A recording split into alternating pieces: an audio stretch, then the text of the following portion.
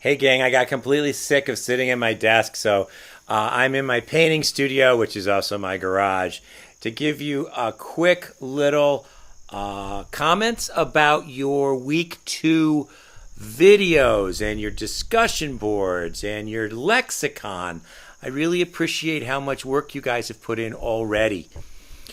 The videos, I think, speak largely for themselves. You got to see what you look like on camera. It was really interesting. Look at Sean's if you can find it. I think are they up there so you guys can see them?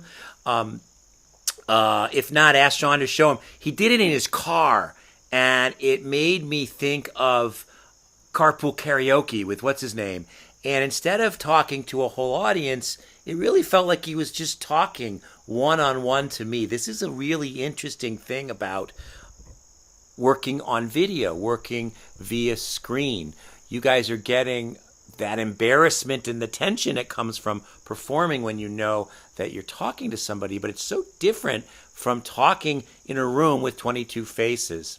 So that's one of the things I'm going to think about more because of your first set of videos. I noticed a lot of you did a thing with your voices that's called upspeak, which is to say every time you end a sentence, your voice inflection goes up, and that is appropriate when you're asking a question like, hey, do you like these videos? But it's to be avoided when you're giving a regular speech. It's one of the things that young people do a lot. It makes us sound unconfident. It makes us sound a little bit, is this okay? So that's called upspeak. And the normal inflection point for English is a sentence ends down with a down pitch and a down inflection, just as if the thought were a ball that was landing. So that's a thing to be noticing in your other speeches. The lexicons are great. Some of you are still figuring out you have to list at least 5, but some of you, one lexicon is like 75 words already. How cool is that? List as many words as you think are kind of interesting from the week, but choose only 3 or more if you want, but you must choose 3 to really learn. Write out the definition, use them in a few sentences, really make those sentences your own. So the lexicons can be as long as you are generously wanting and enjoying collecting them, but make sure you've got those 3 definitions, those 3 sentences that you've really learned every single week. So I talked about upspeak. I talked about lexicon.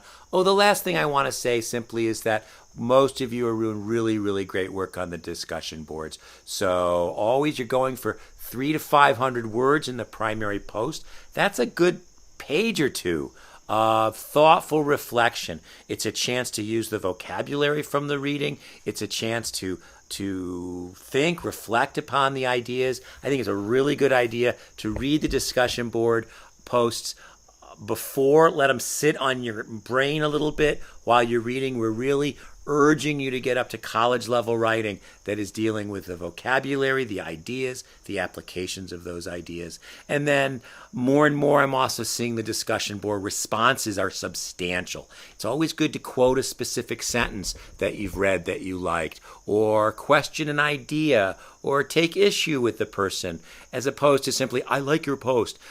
Those will start not getting credit. We really want you to read some different posts, think a little bit about what people are saying, and try to increase the substance and specificity of your writing. That's how your writing skill really grows.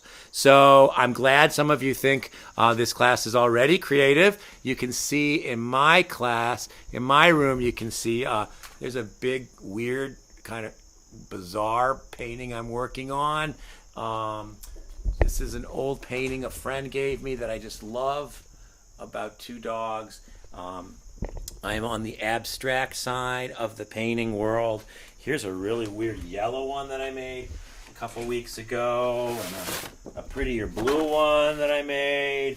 And you can see how messy and crummy my painting space is. But I love the fact that I have my own little corner where I can be as messy as I want. Sometimes that's what we need to be. Keep up the good work, gang. And look for some fun stuff coming up in week 3. So look for that Well, actually, you're in week 3. Some fun stuff's coming up in week 4, so look for that. I can't wait to see your Martin Luther King stuff. Bye, guys.